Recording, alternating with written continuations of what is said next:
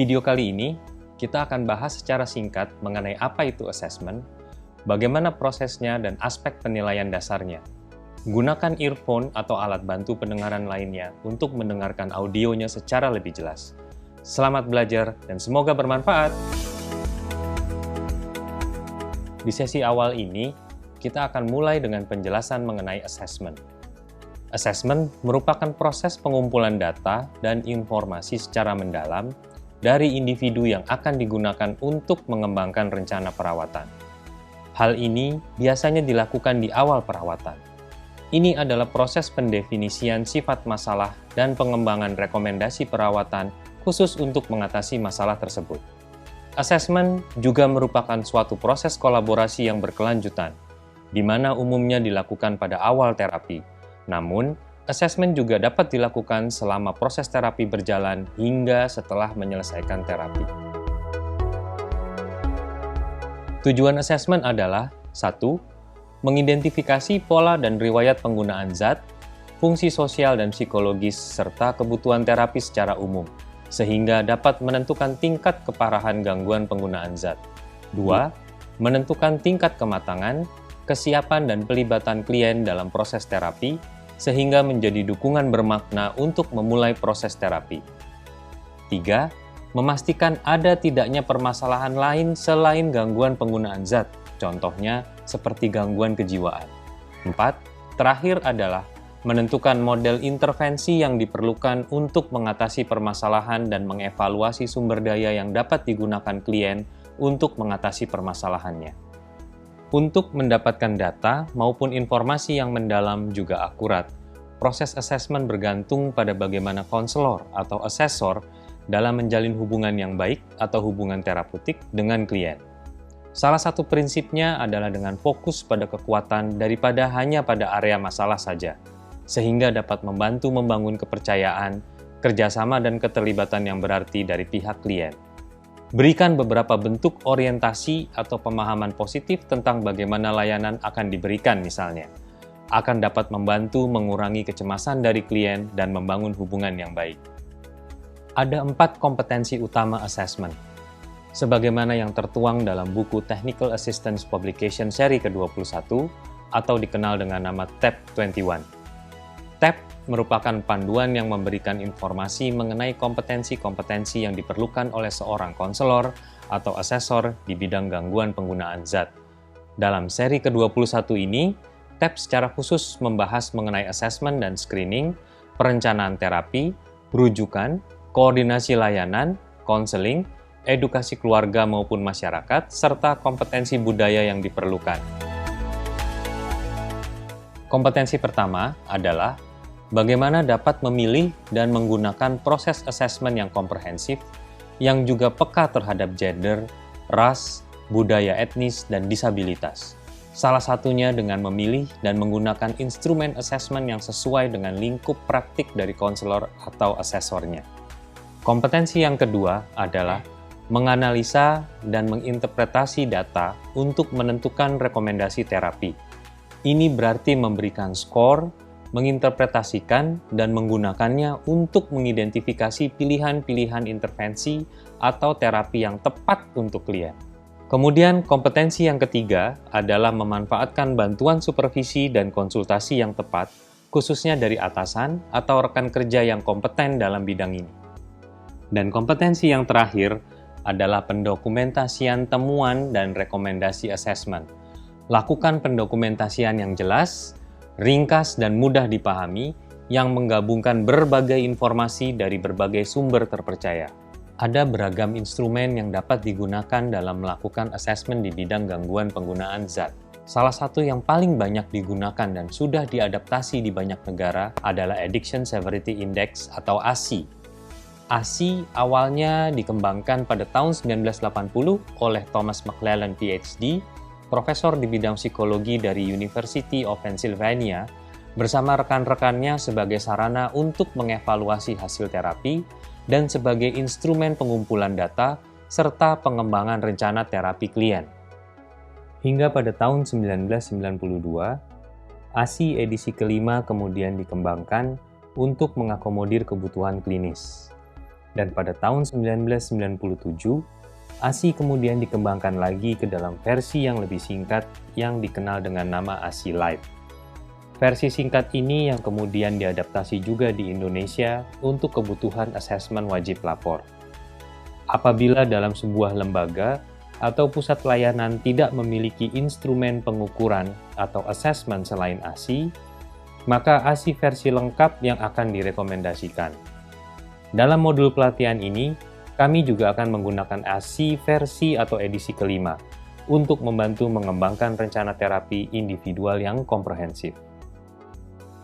ASI memiliki 7 domain atau 7 aspek penilaian, yaitu status medis, pekerjaan dan dukungan, penggunaan zat atau narkoba, penggunaan alkohol, status legal, status keluarga atau lingkungan sosial, dan status psikiatri.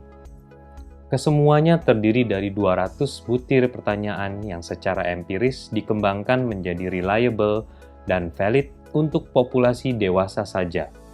ASI tidak mengakomodir kebutuhan populasi anak dan remaja karena salah satunya adalah pertanyaan di dalam instrumen ASI tidak sesuai untuk kebutuhan remaja, yaitu asumsi dasar akan kemandirian. ASI memiliki norma dan panduan pengisian yang spesifik dan khas, sehingga pelatihan khusus mengenai ASI diperlukan untuk bisa terampil menggunakannya. ASI juga telah mengikuti standar assessment dengan peka terhadap gender, ras, budaya, maupun kebutuhan disabilitas dengan menyediakan sarana untuk menganalisis maupun menafsirkan data hingga memberikan data untuk rekomendasi terapi. Manfaat klinis dari ASI adalah karena ASI merupakan sebuah instrumen yang tergolong singkat dan semi terstruktur, sehingga membantu asesornya untuk dapat mendorong klien memberikan informasi yang lengkap dan akurat, khususnya dalam proses awal. Karena itu, ASI juga sebagai alat screening multifokus yang dapat mengidentifikasi berbagai aspek kebutuhan dan panduan pada saat proses penerimaan awal. ASI juga dapat digunakan sebagai alat evaluasi yang dapat diterapkan untuk tujuan klinis, program, maupun penelitian. ASI merupakan sebuah instrumen yang dilakukan melalui proses wawancara, bukan diisi sendiri oleh klien. Ini dikarenakan ASI mempertimbangkan kemungkinan terhadap keterbatasan kemampuan membaca, masalah atensi, maupun pemahaman dari klien. Dalam arti lain, untuk memastikan pertanyaan-pertanyaan dari ASI bisa dimengerti dengan baik oleh tiap klien. Wawancara memungkinkan adanya kontak personal maupun observasi isyarat nonverbal dari klien yang memberikan kesempatan mendapatkan informasi tambahan maupun menangkap gambaran sikap umum dari klien. Untuk itu, pewawancara perlu bertanggung jawab atas integritas informasi yang dikumpulkan, menerapkan keterampilan dasar komunikasi efektif seperti mendengarkan aktif, refleksi, atau setidaknya parafrase hingga probing untuk penggalian informasi lebih lanjut. Asesor atau pewawancara perlu siap dalam menghadapi kondisi atau situasi baru agar dapat menggali informasi selengkap-lengkapnya dan banyak mencatat jawaban dari klien, termasuk komentar tambahan atau respon nonverbal dari klien. Memulai wawancara ASI. Sebelum memulai melakukan wawancara menggunakan instrumen ASI, ada beberapa hal yang perlu diperhatikan oleh asesor atau pewawancara. Pertama adalah melakukan proses orientasi ASI untuk membantu proses pembinaan hubungan saling percaya atau building rapport dengan klien. Sesuaikan intonasi dan gaya komunikasi Anda. Ingat selalu untuk tetap menjadi sosok yang genuine atau menjadi diri sendiri dan kongruen atau selaras antara tindakan nonverbal dengan apa yang akan diucapkan atau verbal. Penjelasan 7 poin ASI yang baik akan membantu building rapport dengan klien. Selain menjadi panduan bagi klien untuk proses wawancara yang akan dilakukan, juga membantu klien mempersiapkan apa yang diharapkannya. 7 poin ini dapat dibaca di lembar pertama dari instrumen ASI. Berikut penjelasannya. 1. wawancara yang sama digunakan untuk seluruh klien, bukan sebuah tes. Jelaskan bahwa ini adalah proses yang terstandarisasi, di mana semua pertanyaan yang diajukan telah melalui proses validasi dan klien mendapatkan pertanyaan yang sama dengan klien-klien lainnya. Ini untuk mengantisipasi apabila klien merasa terkejut atau tersinggung dengan pertanyaan yang diberikan. Tunjukkan, tidak hanya dengan menjelaskan mengenai arti dari tulisan, ini adalah sebuah wawancara, bukan sebuah tes, yang terdapat di bagian atas dari lembar pertama instrumen ASI. Ini berarti asesor atau pewawancara menjelaskan dengan gaya komunikasi verbal maupun nonverbal yang tidak konfrontatif, tidak menghakimi, dan gaya yang sesuai dengan budaya klien agar klien benar-benar merasa nyaman melakukan wawancara. 2. Terdapat 7 domain atau area penilaian. Jelaskan mengenai 7 domain kebutuhan yang akan diajukan dalam bentuk pertanyaan kepada klien. Domain ini bukan bertujuan untuk mengkorek-korek kesalahan klien, namun lebih kepada mengetahui kebutuhan mendasar terkait gangguan penggunaan zat dari klien. Domain ini yang berperan besar terhadap rekomendasi rencana terapi. Poin ketiga, membutuhkan waktu antara 50 hingga 60 menit. Jelaskan mengenai perkiraan waktu yang akan dibutuhkan dalam melakukan assessment dan minta kesediaan waktunya agar proses assessment dapat berjalan komprehensif. Beberapa klien mungkin akan merasa terlalu lama dan meminta waktu istirahat sejenak atau ke kamar mandi.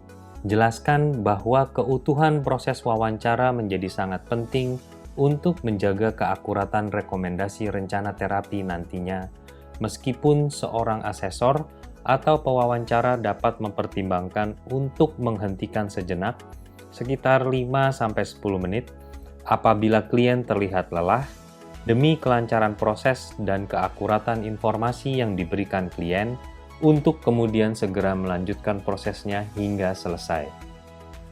Skala penilaian klien. Selama wawancara, klien harus merasa cukup nyaman untuk mengomunikasikan sejauh mana dia mengalami masalah di setiap domainnya. Elemen penting yang mempengaruhi keakuratan data yang dikumpulkan meliputi penilaian subjektif klien menjadi signifikan untuk menunjukkan partisipasi klien terhadap proses assessment dan penilaian terhadap masalah yang dia alami. Karena ASI mempertimbangkan penilaian subjektif klien adalah hal yang penting, maka dalam hal ini terdapat 2 mekanisme penilaian atau scoring dari ASI, yaitu skala penilaian dari klien dengan rentang 5 poin atau 0-4, dan skala penilaian asesor atau pewawancara dengan rentang 10 poin atau 0-9. Dalam hal ini, yang perlu dijelaskan kepada klien hanya rentang skala penilaian dari klien saja, yaitu skala 5 poin atau 0-4, yang telah terbukti secara empiris dapat diandalkan dan valid. Sedangkan untuk skala penilaian asesor atau pewawancara akan dijelaskan lebih lanjut di video berikutnya. Sebagai contoh, misalnya kita fokus pada status medis. Kemudian setelah kita selesai di domain status medis, pewawancara dapat menanyakan kepada klien, menurut kamu seberapa penting untuk permasalahan medis ini kita dapat tangani atau kita dapat bantu? Kemudian klien menggunakan skala antara 0 sampai 4. Dan klien kemungkinan ya sebagai contoh dia akan mengambil jawaban sedang atau dia akan menyebutkan angka 2. Nah, dari situ kemudian pewawancara mengambil rentang antara 0 sampai 9 dengan mengambil 3 angka. Ini gunanya untuk menjembatani atau mengkonversi penilaian dari klien. Dan di situ misalnya pewawancara berpikir bahwa sebetulnya permasalahan ini cukup lumayan, sehingga pewawancara mengambil 3 angka, contohnya 6, 7, dan 8. Sehingga konversi antara skala dari klien dengan skala dari pewawancara, klien mengeluarkan angka 2, pewawancara mengeluarkan 6, 7, 8, dan yang terdekat adalah angka 6. Sehingga menjadi satu keputusan bahwa angka 6 lah yang menjadi angka atau skor dari domain status medis. Penting untuk menjelaskan mengenai skala dan maknanya tersebut di awal wawancara.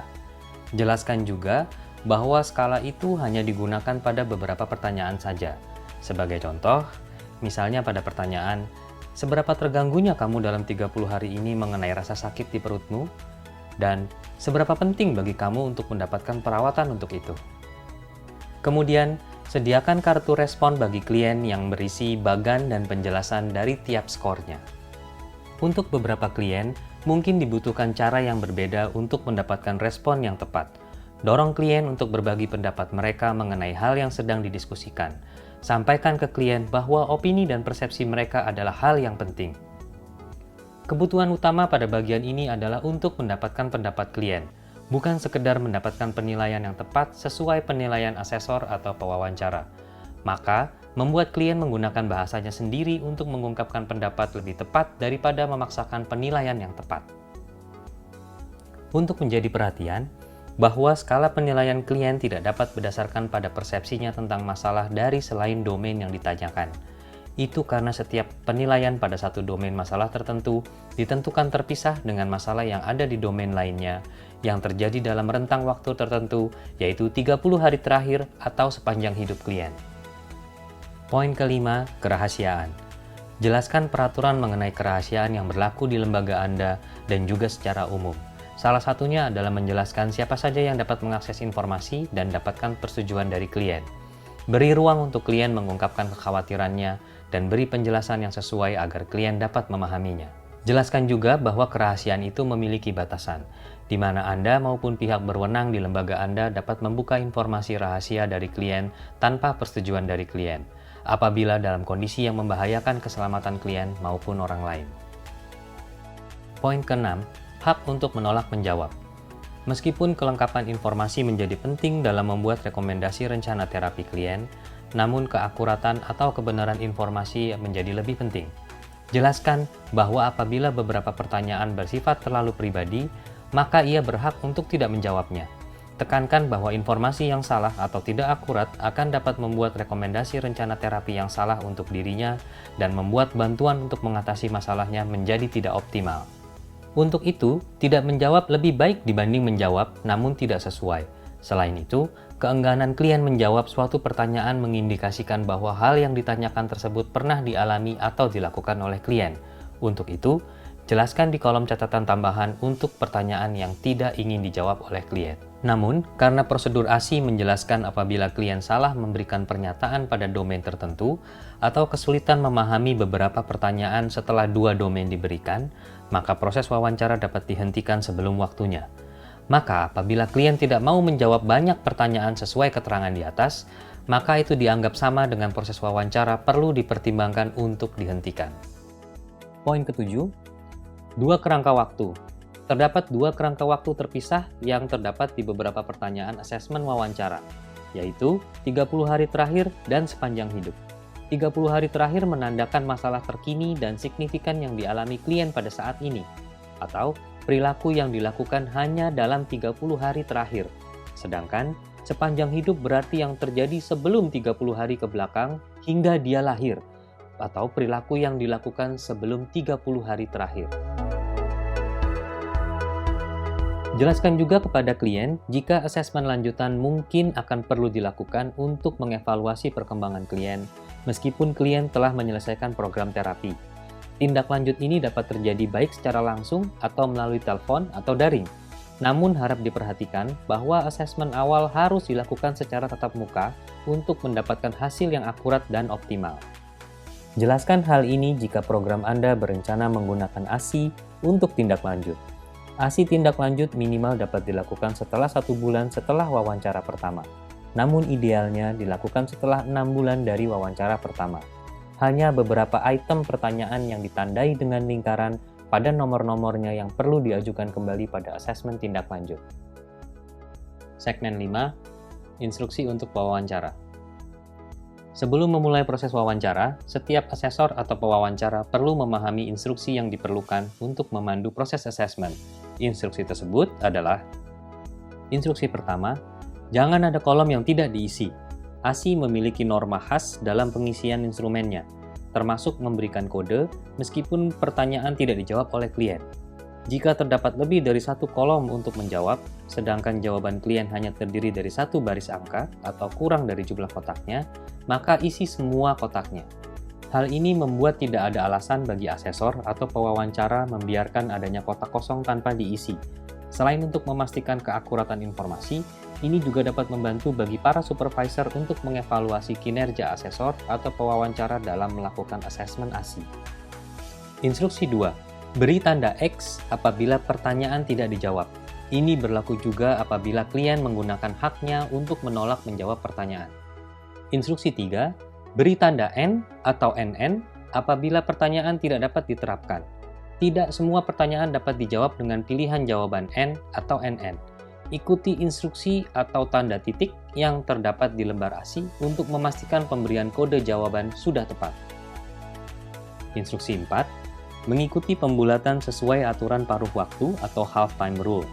Berlaku apabila terdapat pertanyaan yang meminta keterangan jawaban dalam bentuk berapa bulan atau tahun, sedangkan jawaban klien kurang dari 1 bulan atau 1 tahun. Maka bulatkan periode 14 hari atau lebih menjadi 1 bulan, dan bulatkan menjadi 0 bulan untuk periode di bawah 14 hari. Selain itu, bulatkan periode 6 bulan atau lebih menjadi 1 tahun, dan bulatkan menjadi 0 tahun untuk periode di bawah 6 bulan. Instruksi 5. Tanda titik berarti adanya petunjuk atau klarifikasi. Banyak pertanyaan dalam ASI memiliki catatan petunjuk atau klarifikasi lebih jauh di bawah pertanyaan-pertanyaannya. Perhatikan petunjuk tersebut untuk menjawab atau melakukan proses wawancara dengan benar.